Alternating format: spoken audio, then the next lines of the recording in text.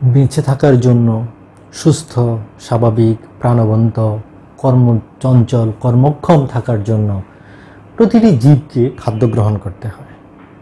খাদ্য গ্রহণ জীবের অন্যতম প্রধান বৈশিষ্ট্য। এই খাদ্য বিভিন্ন রূপে, বিভিন্ন কাঠামোতে পরিবেশে বিরাজ করে। কোনোটি কার্বোহাইড্রেট বা শর্করা জাতীয় খাদ্য, কোনোটি প্রোটিন জাতীয় খাদ্য, কোনোটি লিপিড জাতীয় খাদ্য। আমরা যেই খাদ্যই খাই না কেন, প্রতিটি খাদ্য আমাদেরকে বেঁচে থাকার জন্য, আমাদের যেই চাহিদাগুলো প্রয়োজন, বেঁচে থাকার জন্য যে শক্তির প্রয়োজন হয়, সেই শক্তির যোগান দিয়ে থাকে। একটা দেহের গঠন, পুনর্গঠনের জন্য, দেহের ক্ষয় পূরণের জন্য, দেহের গঠনের জন্য, দেহের বিভিন্ন উপাদান তৈরির জন্য এই খাদ্য উপাদানগুলোর প্রয়োজন। পরিবেশে আমরা যেভাবে খাদ্যটা পেয়ে থাকি, আমার দেহ সেইভাবে খাদ্য গ্রহণ করতে পারে না। যে কারণে আমাদের দেহে একটি বিশেষ তন্ত্র আছে, যেটাকে আমরা বলি পরিপাকতন্ত্র।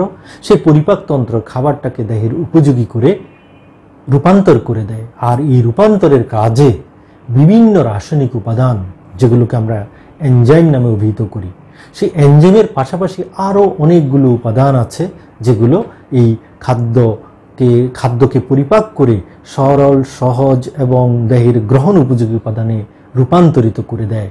আর এর জন্য আমাদের পরিপাকতন্ত্রের সাথে যুক্ত আছে কতগুলো গ্রন্থি, যাদেরকে বলি আমরা পরিপাক গ্রন্থি।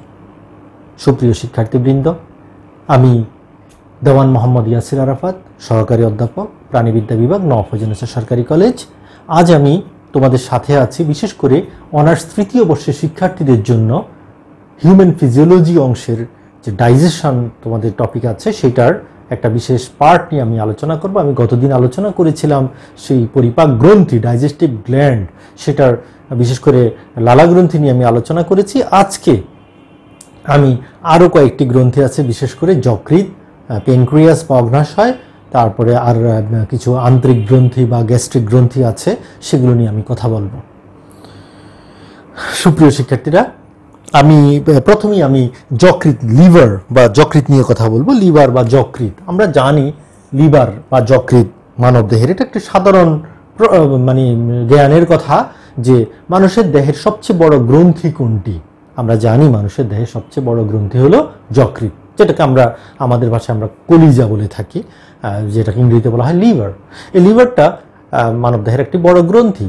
কিন্তু একটি ব্যাপার যে আমরা এটাকে পরিপাকতন্ত্রের সাথে যুক্ত পরিপাক গ্রন্থি হিসাবে বিবেচনা করি, কিন্তু বেসিক্যালি যকৃতের যে কাজ, সেটা যদি আমরা পর্যালোচনা করি, তাহলে দেখব যে যেটা এই যকৃৎ যত না পরিপাকের কাজ করে থাকে, তার চেয়ে বেশি কাজ করে থাকে সেটি বিপাকের।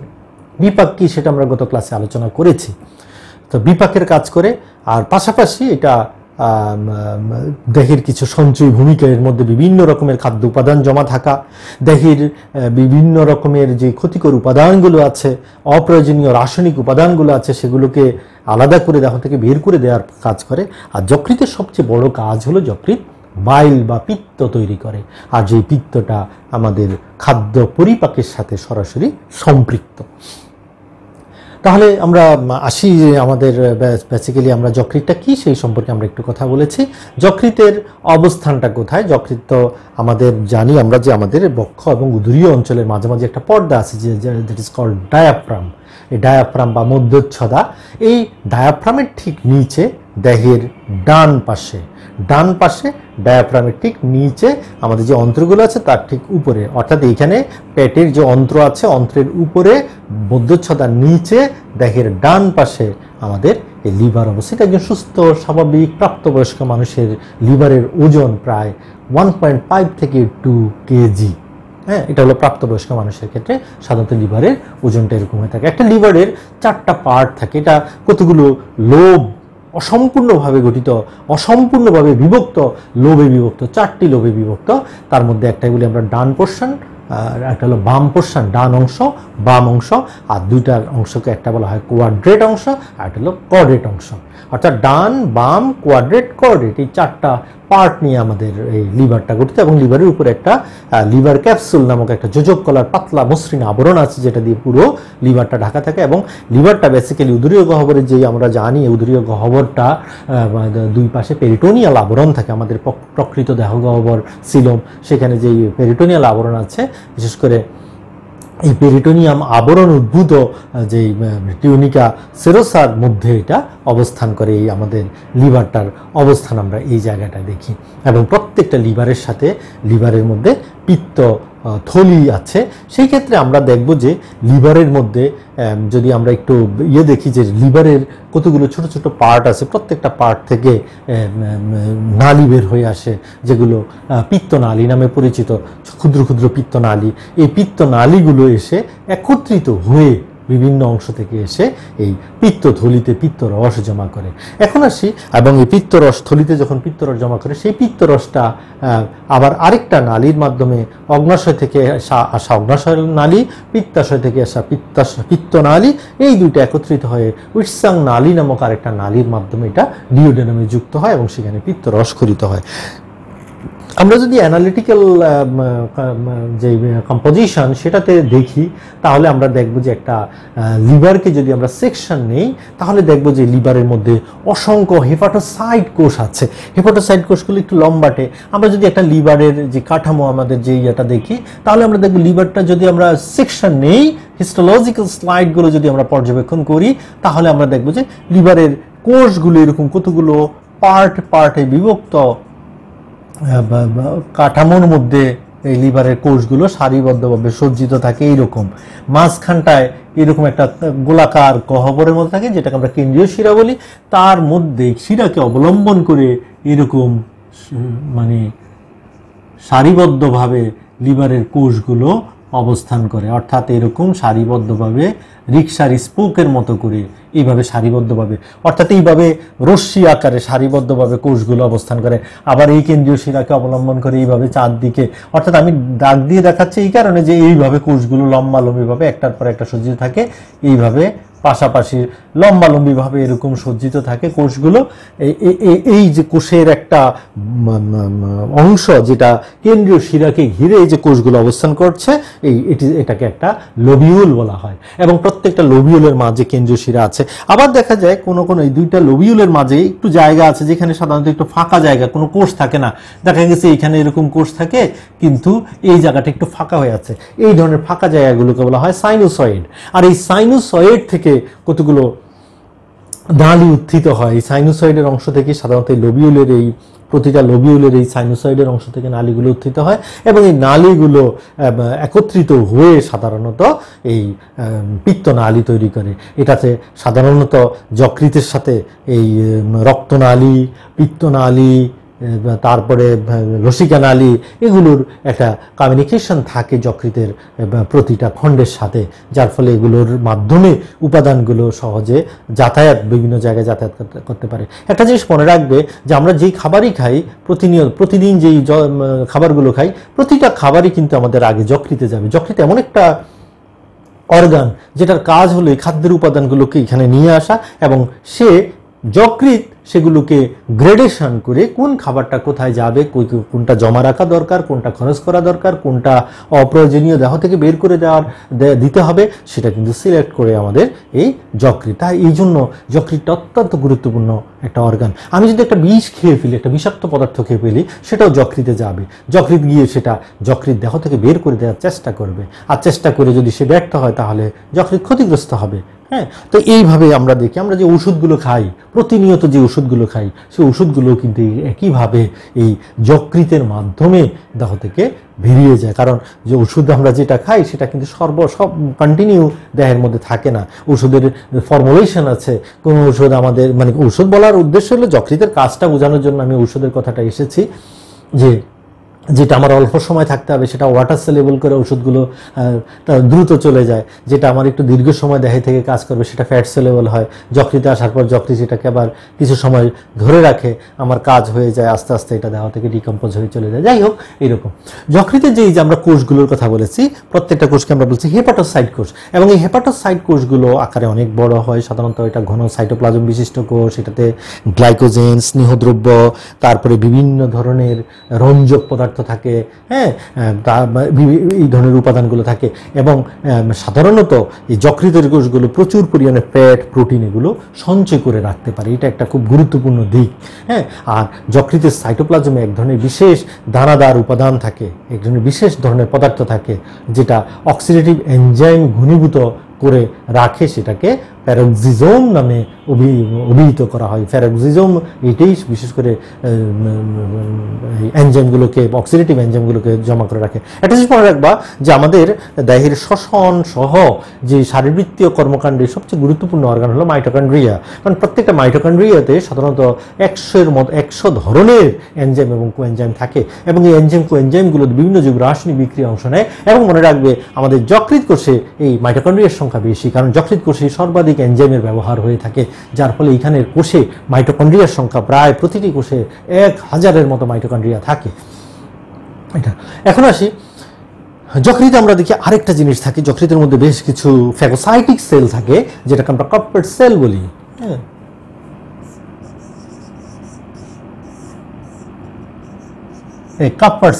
কাপ্পার সেলগুলো one kind of phagocytic cell, এবং এই সেলগুলো সাধারণত বিশেষ করে এগুলো বিভিন্ন ধরনের, জানি আমরা ফ্যাগোসাইটিক সেলের কাজই হলো অন্য কোষগুলোকে বা অন্য জীবাণুগুলোকে ভক্ষণ করা। তো এই কাপ্পার সেল এটা আমাদের এই যকৃৎ কোষের একটা বিশেষ ধরনের কোষ, এগুলো যকৃৎ কোষেরই এক ধরনের রূপান্তরিত কোষ হলো এই কাপ্পার সেল। তো আমরা মোটামুটি যকৃতের গঠনটা আমরা একটু আলোচনা করেছি, যকৃতের গঠন। এবার আমরা দেখব যে যকৃতের যেই প্রধান উপাদান, যেটা আমরা বলছি যকৃতের একটা বড় কাজ হলো যকৃৎ কি করে, পিত্তরস তৈরি করে। এখন আমরা দেখব এই পিত্তরসে কি কি উপাদান থাকে, পিত্তরসটা কি। আমরা দেখি যকৃতের এই হেপাটোসাইটগুলো বা হেপাটোসাইটিক সেলগুলো, এগুলো কি হয়, এগুলো এক ধরনের উপাদান ক্ষরণ করে, যেটাকে আমরা পিত্তরস বলি, ইংরেজিতে বলা হয় বাইল।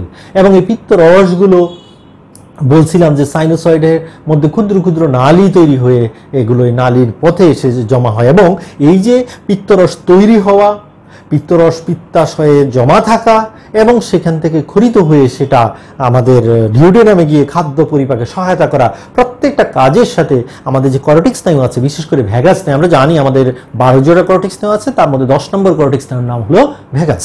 এবং এই ভ্যাগাস স্নায়ুরই একটা শাখা আছে, হেপাটিক শাখা, সেই শাখাটা যে স্নায়ুর, এটাই কিন্তু আমাদের এই যকৃতের কর্মকাণ্ডটাকে নিয়ন্ত্রণ করে। একটা জিনিস মনে রাখবে, আমরা যখন খাবার খাওয়ার ইচ্ছা জাগে, আমরা যখন খাবার খাই, খাবারের স্বাদ গ্রহণ করি, নাকে খাবারের গন্ধ আসে, তখনই কিন্তু আমাদের এই স্নায়ু তাড়িত হয়ে আমাদের বিভিন্ন লালাগ্রন্থি, আমাদের অগ্নাশয়, আমাদের যকৃৎ, এগুলো কিন্তু অ্যাক্টিভ হয়ে যায় এবং তাদের কার্যকারিতা শুরু হয়ে যায়।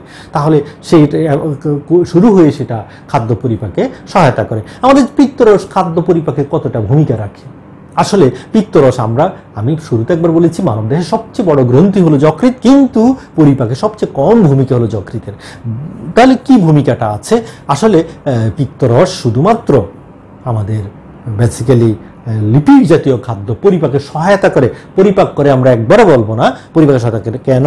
কারণ পিত্তরসের মধ্যে যেই লবণ থাকে, সেই লবণ যেটাকে আমরা বাইল সল্ট বলি, পিত্ত লবণ, সেটা কি করে, চর্বি কণাকে, চর্বিগুলোকে ছোট ছোট ছোট ছোট ক্ষুদ্র ক্ষুদ্র 0.5 মাইক্রন কণায় পরিণত করে। হ্যাঁ, 0.5 মাইক্রন, খুব ক্ষুদ্র 0.5 মাইক্রন কণায় পরিণত করে। আর এই কণায় যত ছোট ছোট কণায় পরিণত হবে, তত বেশি এটা এনজাইমের সাথে দ্রুত কাজ করবে। অর্থাৎ এই এনজাইম যাতে সহজে লিপিডটাকে পরিপাক করতে পারে, সেই জন্য যকৃৎ পিত্তরসটা সেই ভূমিকা পালন করে। কিছু প্রোটিন পরিপাকে কিছু সামান্য ভূমিকা আছে। আর পিত্তরসের সবচেয়ে গুরুত্বপূর্ণ একটা হলো যে এটা সাধারণত এটার পিএইচটা হলো একটু ক্ষারীয় প্রকৃতি। আমরা জানি 7 নিউট্রাল পয়েন্ট, এটা 7.5 পর্যন্ত হয়ে থাকে, 7.5 বা সর্বোচ্চ 8 পর্যন্ত হয়ে থাকে। হ্যাঁ, তো পিত্তরসটা দেখতে হলুদাভ সবুজ বর্ণে, যেটাকে আমরা পিতাভ বর্ণ বলি, ক্ষারধর্মী, সান্দ্রতাযুক্ত এবং তিক্ত স্বাদের এটা এক ধরনের তরল পদার্থ হলো আমাদের এই পিত্তরস। যখন এটা সিক্রেশন হয়, পিত্তরসটা যখন সিক্রেশন হয়, তখন এটাতে প্রায় 98% মতো বা 98% উপরে পানি থাকে। কিন্তু যখন এটা জমা হয়ে যায়, তখন আস্তে আস্তে আস্তে আস্তে এটা পানির পরিমাণ, অর্থাৎ পিত্তরস 2 রকমের হয়। যখন এটা ক্ষরিত হয়, তখন কিন্তু এটাতে পানির পরিমাণ থাকবে বেশি, প্রায় 97 থেকে 98% পানি থাকে। আর যখন এটা গিয়ে আস্তে আস্তে খরিত হয়ে গিয়ে পিত্তথলিতে জমা হয়, তখন আস্তে আস্তে এটা থেকে পানি অ্যাবজর্ব হতে থাকে, যার ফলে আস্তে আস্তে পিত্তরসটা গাঢ় হয় এবং এটা প্রায় 83 থেকে 84% তখন পানি আসে, অর্থাৎ বাকি পানিটা প্রায় 15 থেকে 16% পানি শোষিত হয়ে যায় দেহের, 14 থেকে 15% পানি শোষিত হয়ে আমাদের রক্তে ফেরত চলে যায়। তাই এই জন্য সদ্য নিঃসৃত পিত্ত আর জমাকৃত পিত্তের মধ্যে আমরা দেখব যে গাঢ়ত্বের অনেক পার্থক্য আছে। তার সাথে লবণ সহ অন্যান্য যে উপাদানেরও অনেক তারতম্য আমরা দেখি। আমরা যদি লবণের হিসেবেও দেখি তাহলে আমরা দেখব যে পিত্তরসে যে পিত্ত লবণ থাকে, সাধারণত সদ্য নিঃসৃত পিত্তরসে লবণের পরিমাণ হলো 0.93%, 0.93% সদ্য নিঃসৃত। অথচ যখন এটা জমা হয়ে যায় তখন এটাতে লবণের পরিমাণ আসে 8.7%। এটা হলো 0.93%। আবার দেখা গেছে রঞ্জকের পরিমাণেরও তারতম্য হয়ে যায়। যখন এটা নিঃসৃত হয়, যখন একেবারে সদ্য নিঃসৃত হয় পিত্ত, সেটাতে রঞ্জকের পরিমাণ থাকে 0.53%, 0.53%, কিন্তু যখন এটা জমা থাকে তখন এটা 4.4% হয়ে যায়। এইভাবে দেখা গেছে বিভিন্ন উপাদানের তারতম্য হয়ে যায়। যেমন খনিজ লবণ, যেটা 0.92% নর্মালি নিঃসৃত অবস্থা থাকে, সেটা যখন জমা হয়ে থাকে তখন সেটা 1.02% পর্যন্ত হয়ে যায় লবণের পরিমাণ। এইভাবে বিভিন্ন উপাদান, ফ্যাটি অ্যাসিড, গ্লিসারল, লেসিথিন, বিভিন্ন উপাদানগুলো এইভাবে কম বেশি হয়ে থাকে। এখন আসি আমরা পিত্তরসের আরও কিছু বেসিক উপাদান নিয়ে আমরা একটু কথা বলি। যেমন পিত্তরসে পিত্ত লবণ থাকে, আমরা জানি পিত্তরসে 2 রকমের লবণ থাকে, দুইটা অ্যাসিড জাত লবণ, একটাকে বলছি আমরা টরোকোলিক অ্যাসিড থেকে উদ্ভূত সোডিয়াম টরোকোলেট অ্যান্ড পটাশিয়াম টরোকোলেট, এবং গ্লাইকোকোলিক অ্যাসিড থেকে উদ্ভূত সোডিয়াম বা পটাশিয়াম গ্লাইকোকোলেট। এই লবণগুলো কিন্তু পিত্তরসের প্রধান লবণ, যেটা আমাদের স্নেহজাতীয় খাদ্য পরিপাকে ভূমিকা রাখে। পিত্তে 2 রকমের রঞ্জক পদার্থ থাকে। এটা 2 রকমের প্রাণীর জন্য। যারা মাংসাশী প্রাণী তাদের পিত্তরসে সাধারণত হলুদ বর্ণের বিলিরুবিন নামক রঞ্জক পদার্থ থাকে, যার ফলে পিত্তটা বর্ণ হয়ে যাবে হলদেটে। আর যেগুলো তৃণভোজী প্রাণী তাদের পিত্তরসে বিলিভার্ডিন নামক রঞ্জক থাকে, যার ফলে ওইটার বর্ণ হবে সবুজ বর্ণে। তাহলে আমরা দেখি পিত্ত রঞ্জক 2 রকমের, সবুজ এবং হলুদ। সবুজ সাধারণত তৃণভোজী প্রাণীদের জন্য, আর হলুদ সাধারণত মাংসাশী প্রাণীদের ক্ষেত্রে এরকম হয়ে থাকে। এই পার্থক্য কিছুটা এরকম হয়। সাধারণত এখানে এই পিত্তর যে রঞ্জকটা এটা উৎপন্ন হয় কিন্তু আমাদের হিমোগ্লোবিন থেকে। আমরা জানি যে হিমোগ্লোবিন লোহিত রক্তকণিকার ভাঙন হয় আমাদের যকৃতে এসে। যকৃতে যখন লোহিত রক্তকণিকার ভাঙন ঘটে তখনই কিন্তু এখান থেকে এই হিমোগ্লোবিনের যে রঞ্জকটা, লৌহগঠিত রঞ্জক, সেটাই ভেঙে গিয়ে পরবর্তীতে এই বিলিরুবিন, বিলিভার্ডিন, এই রঞ্জক পদার্থগুলো তৈরি হয়। পিত্তরসের আরেকটা গুরুত্বপূর্ণ উপাদান হলো কোলেস্টেরল। এটা পিত্তরসে লিপিডধর্মী এই উপাদানটা থাকে, যেটাকে স্টেরল যৌগ, যেটাকে আমরা কোলেস্টেরল বলি। এটা দ্রবীভূত অবস্থায় থাকে। এটা পিত্তরসে যদি এমন হয় যে আমাদের পিত্তরসের উৎপন্নের প্রবাহ যদি হয়, মানে কম পিত্ত হয়, খরিত হয় এবং অধিক পরিমাণে কোলেস্টেরল থাকে, পানি অধিক পরিমাণে পানি যদি শোষিত হয়ে যায়, তখন সাধারণত এই কোলেস্টেরলগুলো অধক্ষিপ্ত হয়ে তার সাথে ক্যালসিয়াম সহ বিভিন্ন উপাদান জমা হয়ে পিত্তে পাথর, আমরা যেটাকে পিত্তের পাথরই বলি, পিত্তের পাথর বলি, স্টোন বলি, সেটা কিন্তু সত্যিকার অর্থে এই লিপিড জাত, যেটাকে আমরা লিপিড বা কোলেস্টেরল জাত, কোলেস্টেরলের সাথে বিভিন্ন খনিজ লবণগুলো জমা হয়ে এটা কিন্তু কম পিত্তরস ক্ষরণের ফলে এবং অধিক পানি শোষণের ফলে কিন্তু এই কাজটা, এই ধরনের প্রক্রিয়াটা হতে পারে। অনেকের ক্ষেত্রে এটা হয়ে যায়। এরপরে আসি আমরা পিত্তে ফ্যাটি অ্যাসিড থাকে, লেসিথিন নামক বিভিন্ন ফ্যাট জাতীয় উপাদান থাকে, অনেকগুলো খনিজ লবণ থাকে। এর মধ্যে ধনাত্মক ঋণাত্মক আয়ন সমৃদ্ধ লবণ থাকে, সোডিয়াম, পটাশিয়াম, ক্যালসিয়াম, ম্যাগনেসিয়াম, এগুলো থাকবেই। আর এই ছাড়া chloride, carbonate, bicarbonate, sulphate, phosphate, এই ধরনের লবণগুলো থাকে। এবার আসি আমরা যকৃতের কাজ বলতে গেলে আমরা আসলে যকৃতের কাজটা এখানে ওইভাবে মুখ্য যাব না, যেহেতু আমরা পরিপাক সংক্রান্ত কাজগুলো পড়ছি, সেই জন্য আমরা এখানে কিন্তু সত্যিকার অর্থে আমরা যেই যকৃতের বিভিন্ন রকমের কাজ আছে, হিমোগ্লোবিন ভাঙন, বিপাক কাজ, সঞ্চয় ভূমিকা, এগুলো নিয়ে আমরা আলোচনা করব না। আমরা পরিপাক সংশ্লিষ্ট কথাগুলো বলবো। সেই ক্ষেত্রে পিত্তরস পরিপাকে কি কাজ করে আমরা শুধু সেই কথাটাই আসব। যে প্রথমত আমি কিন্তু অলরেডি বলে ফেলছি, আমি যদি ইয়ে করে বলি যে 1 নাম্বার হলো এটার যে পিত্ত লবণটা আছে সেটা স্নেহ জাতীয় খাদ্যকে ছোট ছোট কণায় পরিণত করে, পানির পৃষ্ঠটান হ্রাস করে সেটা এনজাইমের কাজটাকে ত্বরান্বিত করে। হ্যাঁ, 0.5 মাইক্রন ব্যাসের চর্বিকণা ইয়ে করে সেটা স্নেহ জাতীয় খাদ্যকে পরিপাক এবং শোষণে এটা গুরুত্বপূর্ণ ভূমিকা পালন করে।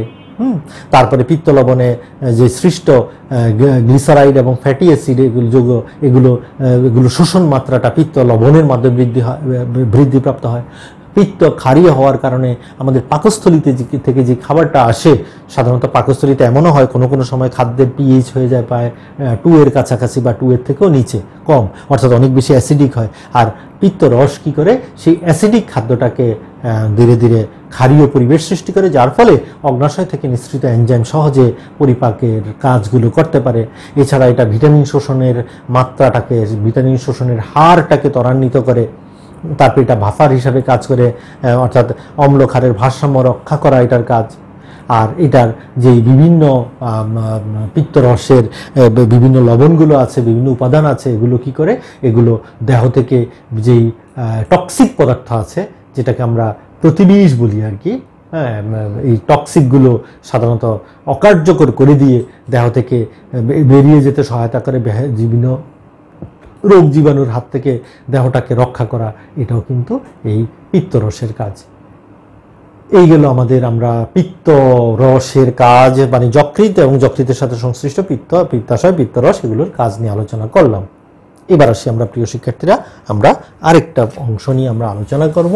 এবার আমাদের আলোচ্য বিষয় হলো অগ্ন্যাশয়।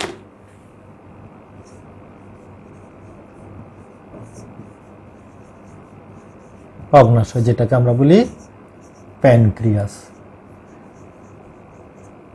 প্যানক্রিয়াস বা অগ্ন্যাশয়। আমরা জানি প্যানক্রিয়াস বা অগ্ন্যাশয় এটা মানবদেহের খুবই গুরুত্বপূর্ণ একটা অঙ্গ, গুরুত্বপূর্ণ একটা গ্রন্থি। আমরা যদি এইভাবে বলি যে মানবদেহের পরিপাক গ্রন্থিগুলোর মধ্যে সবচেয়ে গুরুত্বপূর্ণ, সবচেয়ে কার্যকরী পরিপাক গ্রন্থি হলো প্যানক্রিয়াস বা অগ্ন্যাশয়।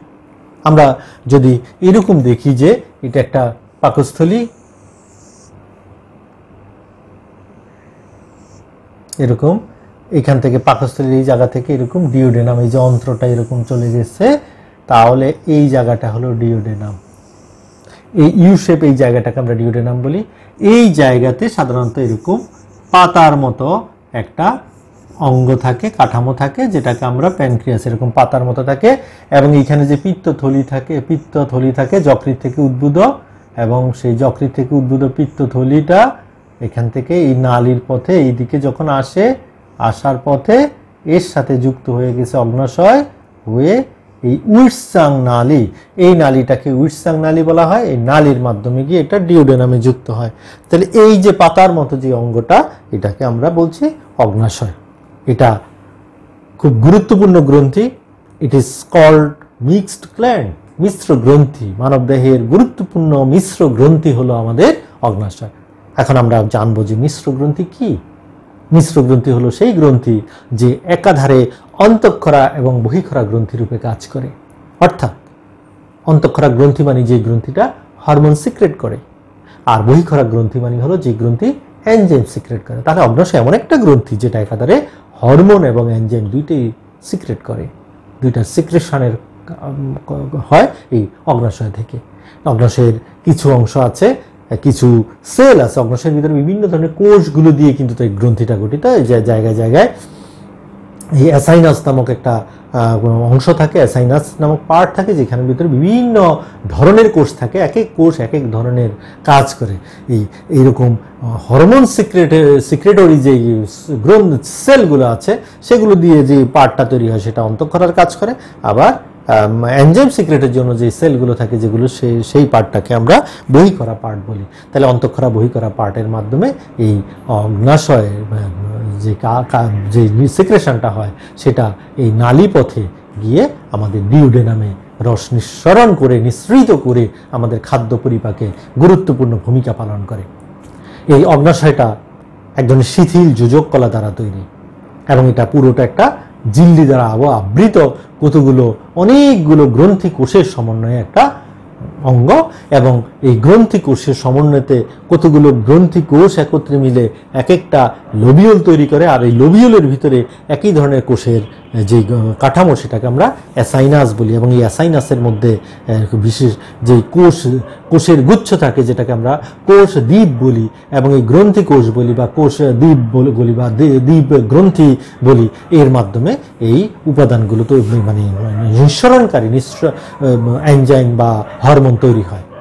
এখন এই যদি আমরা অগ্নাশয়ের যে কাঠামোগত বললাম, তো এই যদি আমরা দেখি তাহলে সেই ক্ষেত্রে দেখব যে অগ্নাশয়ের প্রতিটি গ্রন্থিকোষের গোড়াতে দিকে যে নিউক্লিয়াস থাকে, এবং নিউক্লিয়াসের অর্থাৎ প্রত্যেকটা যে অগ্নাশয়ের ভিতরে যে গ্রন্থিকোষগুলো আছে প্রত্যেকটা কোষের মধ্যে একটা নিউক্লিয়াস থাকে, এবং নিউক্লিয়াসের শীর্ষভাগে বাইরের দিকে সাধারণত কোষের এক ধরনের জাইমোজেন নামক এক ধরনের দানাদার উপাদান থাকে, এবং এই দানাদার উপাদান থেকে সাধারণত এই নিঃসরণকারী হরমোন বা এনজাইম এগুলো ক্ষরিত হয়ে থাকে। এই ধরনের এই কোষের সমন্বয়ে আমাদের এই অ্যাসাইনাসগুলো তৈরি, এবং প্রত্যেকটা অ্যাসাইনাস থেকে একটা করে ইন্টারক্যালিটেড নালী নামক নালী তৈরি হয়েছে, এবং সেই নালীগুলোই একত্রিত হয়ে এই নালীতে রূপান্তরিত হয়ে এই যেটাকে আমরা বলছি এই উইটসাং নালী, এই উইটসাং নালীর মাধ্যমে এটা ডিওডেনামের সাথে যুক্ত হয়ে বিভিন্ন উপাদান ক্ষরণ করে। এখন আমরা দেখব যে এই যে আমাদের যে অগ্নাশয়ের মধ্যে বিভিন্ন ধরনের কোষ থাকে, এবং এই কোষগুলো আমরা এর মধ্যে গুরুত্বপূর্ণ কয়েকটা কোষ নিয়ে আমরা একটু কথা বলবো। যে অগ্নাশয়ের ভিতরে আমরা বলছি বেসিক্যালি দুইটা পার্ট থাকে, একটাই বলছি আমরা অন্তঃক্ষরা পার্ট, একটা হলো বহিঃক্ষরা পার্ট। অন্তঃক্ষরা পার্টটা যে অংশে কাজ করে সেখানে যে কোষের গুচ্ছতা থাকে সেটাকে বলা হয় আইলেটস অফ ল্যাঙ্গারহ্যান্স বা ল্যাঙ্গারহ্যান্সের কোষ দ্বীপ বলি। এই আইলেটস অফ ল্যাঙ্গারহ্যান্সে বিভিন্ন ধরনের কোষ থাকে, আলফা কোষ, বিটা কোষ, ডেল্টা কোষ, গামা কোষ, এই ধরনের বিভিন্ন রকমের কোষ থাকে। তার মধ্যে সবচেয়ে বেশি কোষ থাকে আলফা এবং বিটা কোষ। এগুলো আইলেটস অফ ল্যাঙ্গারহ্যান্সে অবস্থিত কোষ। যে আলফা কোষ থাকে, আলফা কোষের সংখ্যা সবচেয়ে মানে মোটামুটি আলফা কোষের সংখ্যা থাকে, বিটা কোষের সংখ্যা সবচেয়ে বেশি থাকে, এবং বিটা কোষের সংখ্যা প্রায় 60 থেকে 70 ভাগ থাকে বিটা কোষ, 15 থেকে 25 ভাগ থাকে আলফা কোষ, আর 5 থেকে 10% থাকে ডেল্টা এবং গামা কোষ। এগুলো থেকে বিভিন্ন রকমের উপাদান খরিত হয়। যেমন আলফা কোষ থেকে গ্লুকাগন নামক হরমোন খরিত হয়, যার কাজ হলো রক্তে গ্লুকোজের মাত্রা বাড়ানো। কোনো কারণে রক্তে গ্লুকোজ কমে গেলে সে কি করে, দেহে যেই গ্লাইকোজেন রূপে যে গ্লুকোজটা জমা থাকে সঞ্চিত, সেটাকে ভেঙে রক্তে গ্লুকোজের পরিমাণ বৃদ্ধি করে। আর বিটা কোষ যেটা ক্ষরণ করে ইনসুলিন, আমাদের সবার পরিচিত ইনসুলিন, এটা রক্তে গ্লুকোজের মাত্রা কমায়। আমরা জানি যাদের ইনসুলিনের অভাব থাকে তাদের কিন্তু এই রক্তে গ্লুকোজের মাত্রা বেশি থাকে, আর কারণ ইনসুলিন থাকলে রক্তে গ্লুকোজের মাত্রা কমবে। এটা রক্তের গ্লুকোজকে গ্লাইকোজেনে রূপান্তরিত করে দেহে জমা থাকতে সহায়তা করে। এছাড়া ডেল্টা কোষ আছে যেটা গ্যাস্ট্রিন নামক এক ধরনের হরমোন ক্ষরণ করে, আর গামা কোষ যেটা সেটা সোমাটোস্ট্যাটিন নামক আরেকটা হরমোন ক্ষরণ করে। এগুলো সাধারণত বিভিন্ন পরিপাকীয় ভূমিকায় দেয়, পরিপাকে এদের যে ভূমিকা, সেটা পরিপাকে এদের বেশ কিছু ভূমিকা আছে। এখন আসি অগ্নাশয় থেকে নিঃসৃত এনজাইমগুলো। এটা তো বহিঃক্ষরা গেল, অন্তঃক্ষরা থেকে আমরা দেখি কি কি, এটা তো অন্তঃক্ষরা গেল, বহিঃক্ষরা কোষ থেকে আমরা দেখি কি কি উপাদান খরিত হয়। আমরা এখন সেই জিনিসটাই দেখব। এই অগ্নাশয়ের মধ্যে বিশেষ করে এই বহিঃক্ষরা অংশে অন্ন অর্থাৎ অন্তঃক্ষরা বাদ দিয়ে যে বহিঃক্ষরা অংশ আছে সেই জায়গাতে এনজাইম সমৃদ্ধ অসংখ্য গ্রন্থিকোষ আছে এবং সেই গ্রন্থিকোষ থেকে সাধারণত বিভিন্ন ধরনের এনজাইম খরিত হয় এবং এই এনজাইমগুলো সকল ধরনের, এখানে শর্করা, প্রোটিন, লিপিড, নিউক্লিক অ্যাসিড সব ধরনের খাদ্য পরিপাককারী এনজাইম এই বহিঃক্ষরা অংশ থেকে খরিত হয়। আর এখান থেকে আরেকটি গুরুত্বপূর্ণ উপাদান খরিত হয় যেটার নাম হলো বাইকার্বনেট আয়ন। আর এই বাইকার্বনেট আয়নই সেটা সাধারণত আমাদের যে ডিওডেনামে পাকস্থলী থেকে আসা অ্যাসিডিক খাদ্যটাকে ক্ষারীয় খাদ্যে রূপান্তরিত করে। পিত্তরসের যে সামান্য ক্ষারীয়, কিন্তু এটা অনেক বেশি ক্ষারীয়, 8-এর উপরে, এটার ক্ষারের মাত্রাটা হলো পিএইচটা হলো 8-এর উপরে, যার ফলে এখানের বাইকার্বনেট আয়নটা সাধারণত এই ডিওডেনামের অ্যাসিডিক পরিবেশটাকে ক্ষারীয় পরিবেশে রূপান্তরিত করতে গুরুত্বপূর্ণ ভূমিকা পালন করে। এবং এই আমরা যেমন যকৃতে বলেছি, যকৃতের সার্বিক কর্মকাণ্ডটা নিয়ন্ত্রিত হয় ভেগাস স্নায়ু দ্বারা, ঠিক একইভাবে অগ্ন্যাশয়েরও কিন্তু সার্বিক কর্মকাণ্ডটা নিয়ন্ত্রিত হয় ভেগাস স্নায়ু দ্বারা। ভেগাস স্নায়ুর যে একটা শাখা আছে যেটা এই অগ্ন্যাশয় এবং যকৃতে এই এদের কার্যকারিতা, এদের ক্ষরণটাকে কন্ট্রোল করে থাকে এই ভেগাস স্নায়ুর এই শাখা। তো এইখানেও আমরা দেখব যে এই আমরা এখন এই অগ্ন্যাশয়ে যে অগ্ন্যাশয় রসটা খরিত হয় সেখানেও প্রায় 98% পানি থাকে এবং অন্যান্য যে 2% সেটা হলো এই অগ্ন্যাশয়ের বিভিন্ন জৈব উপাদান। এটার পরিমাণ মাত্র 2%। এই 2% জৈব উপাদানই সাধারণত অগ্ন্যাশয়ের বিভিন্ন এই এনজাইম বা হরমোনগুলো এগুলো বিভিন্ন কাজ করে। এখন আমরা দেখব যে এই যে অগ্ন্যাশয় রসে যে উপাদানগুলো খরিত হয় তারা কি কি কাজ করে থাকে। অগ্ন্যাশয় রসে যে জৈব উপাদান খরিত হয় তার টোটাল মাত্রা, অর্থাৎ অগ্ন্যাশয় বলছি আমরা পানির পরিমাণ 98 আর বাকি যেটা 2% সেটা বিভিন্ন জৈব অজৈব উপাদান। তার মধ্যে 0.2% অজৈব উপাদান এবং 1.8% হলো জৈব উপাদান। এই জৈব উপাদানের মধ্যে কি কি থাকে? এখানে প্রচুর পরিমাণে অ্যালবুমিন থাকে এবং গ্লোবিউলিন থাকে। এই অ্যালবুমিন এবং গ্লোবিউলিন দিয়েই কিন্তু মূলত এই এনজাইমগুলো তৈরি। এই এনজাইমের মধ্যে কি কি আছে আমরা যদি দেখি, অগ্ন্যাশয়ের খুব গুরুত্বপূর্ণ এনজাইমের মধ্যে আছে ট্রিপসিন। কি কাজ করে? প্রোটিন। ট্রিপসিন ওজোন রূপে নিষ্ক্রিয় অবস্থায় খরিত হয় এবং এটা এন্টেরোকাইনেজ এনজাইমের দ্বারা এটা সক্রিয় হয়ে ট্রিপসিনে পরিণত হয়, প্রোটিন পরিপাক করে। তারপরে আছে কাইমোট্রিপসিন।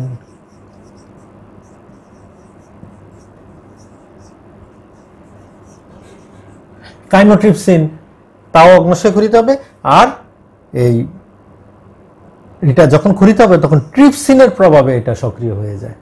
কাইমোট্রিপসিন খরিত হওয়ার পরে ট্রিপসিনের প্রভাবে এটা সক্রিয় হয়ে পরিপাকের ভূমিকা, পরিপাক সংশ্লিষ্ট কাজ করে থাকে। তাহলে ট্রিপসিন, কাইমোট্রিপসিন, তারপরে এন্টেরোকাইনেজ, অ্যামাইলেজ, যেটাকে আমরা এর আগে দেখেছি যে অগ্ন্যাশয় থেকে লালাগ্রন্থি থেকে স্যালিভারি অ্যামাইলেজ খরিত হয়, আর অগ্ন্যাশয় থেকে যে অ্যামাইলেজটা খরিত হয় এটাকে বলি আমরা প্যানক্রিয়াটিক অ্যামাইলেজ। এখানে অ্যামাইলেজ আছে, এটাও কি করে? শর্করা জাতীয় খাদ্যকে এটাকে ভেঙে গ্লুকোজে পরিণত করা। তারপরে অ্যামাইলেজের পাশাপাশি এটাতে আছে কার্বক্সি পেপটাইডেজ আছে, যেটা শর্করা এবং শর্করার এবং যে ইয়াটা অর্থাৎ যেটাকে আমরা গ্লাইকোপ্রোটিন বলি, গ্লাইকোপ্রোটিন জাতীয় খাদ্যটাকে পরিপাক করার কাজে এটা ভূমিকা রাখে। তারপরে লাইপেজ আছে যেটা লিপিড, লাইপেজ।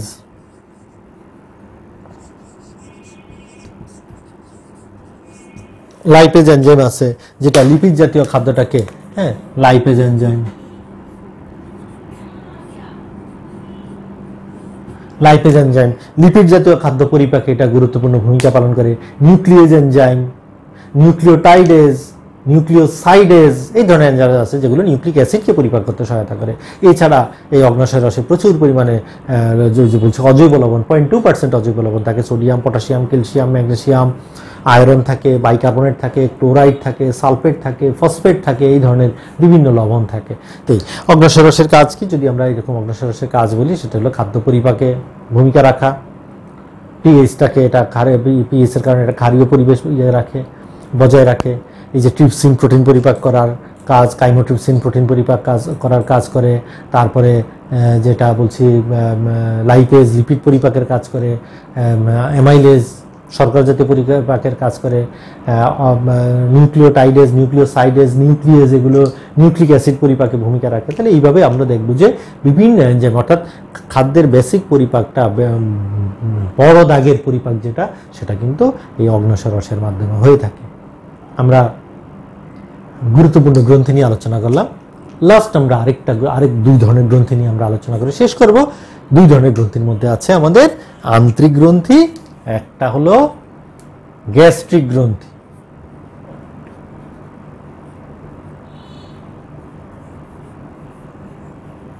আরেকটা হলো এটা হলো আমাদের 4 নম্বর, আর 5 নম্বর হলো আন্ত্রিক গ্রন্থি। আন্ত্রিক গ্রন্থি, গ্যাস্ট্রিক গ্রন্থিটা কই থাকে? গ্যাস্ট্রিক গ্রন্থিটা থাকে আমাদের গ্যাস্ট্রিক কোথায়? আমরা একটা অসুখের নাম হলে গ্যাস্ট্রিক আমরা বলি গ্যাস্ট্রিক। গ্যাস্ট্রিক মানে হলো পাকস্থলী সংক্রান্ত। গ্যাস্ট্রিক শব্দের অর্থ হলো পাকস্থলী সংক্রান্ত।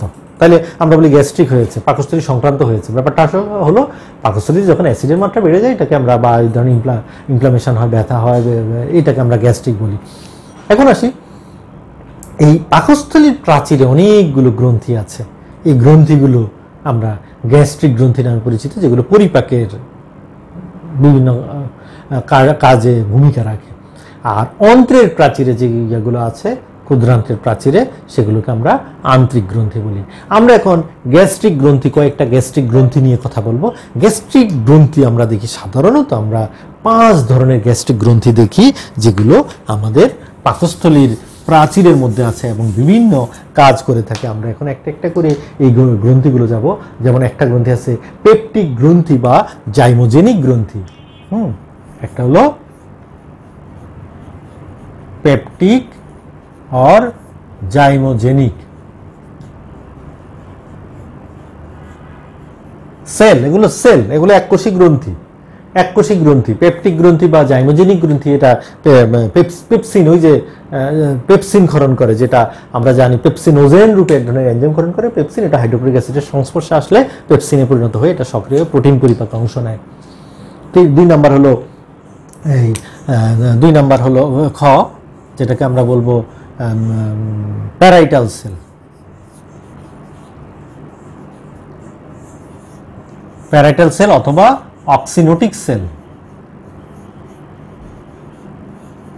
এটার কাজ হলো, এটা এরকম, এই যে কোষটা অনেকটা এরকম একটা কোষ, কোষের মধ্যে সাধারণত